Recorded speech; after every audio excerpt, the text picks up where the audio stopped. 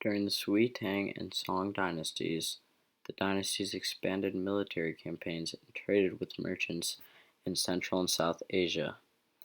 This will eventually lead to political and economic problems that create tensions between Chinese Buddhists and the Confucian bureaucracy. Each dynasty, however, will solve these problems differently. This is a basic overview of all the dynasties and how they reacted to the change.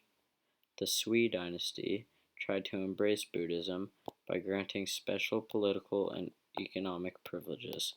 This made the Buddhists very powerful and wealthy. The Sui were able to grow the population of Buddhist worshippers in result to the monasteries constructed at the bases of China's 5 sacred mountains under the rule of the Emperor Wendy. A way for Wendy to justify his military campaigns was through the Buddhist religion, as he went on to say, with 100 victories in battles. He then declared, "We promote the practice of the 10 Buddhist virtues." Justifying his military campaigns through the Buddhist religion was a very smart way to gain popularity throughout the people, as victories would lead people into trusting him and his religion, causing more worshippers to join. In this picture, you see Emperor Xuanzang of the Tang Dynasty. The Tang Dynasty inherited some problems from the Sui. Wealthy Buddhists donated land to tax-exempt Buddhist monasteries instead of paying taxes to Confucian government.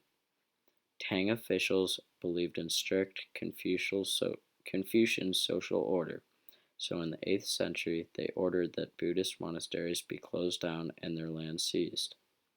The overall basic idea of the Tang Dynasty is that the Confucian bureaucracy felt that the Buddhists were disruptive to social order, so they cracked down and enforced order very harshly.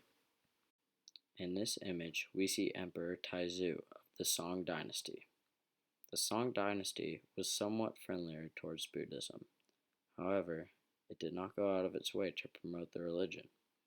Big technological development, such as printing innovations, made Buddhist scriptures widely available to Confucian scholar gentry.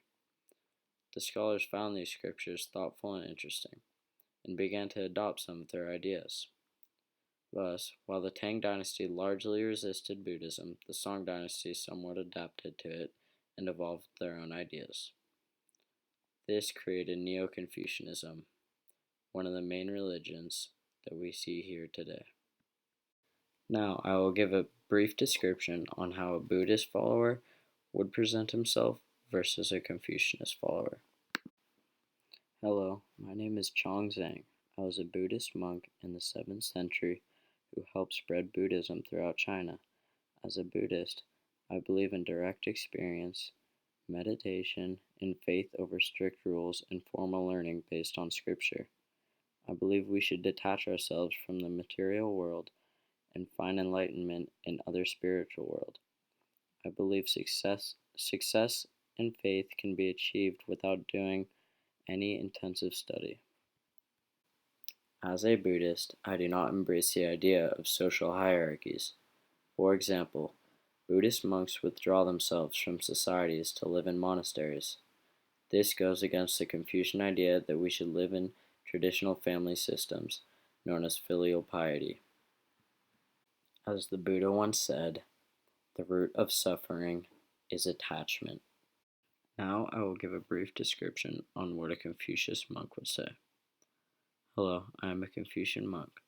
I do not believe in detachment. I believe that enlightenment comes from strict social order and that rigid hierarchies are necessary to create social order.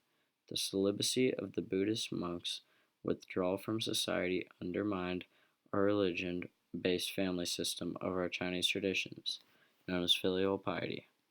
We believe that without family, there is no practicality, and that family is our central belief. In conclusion, we believe that the Sui, Tang, and Song dynasties all resolved their problems differently that were caused by trade with merchants in Central and South Asia and military expansions.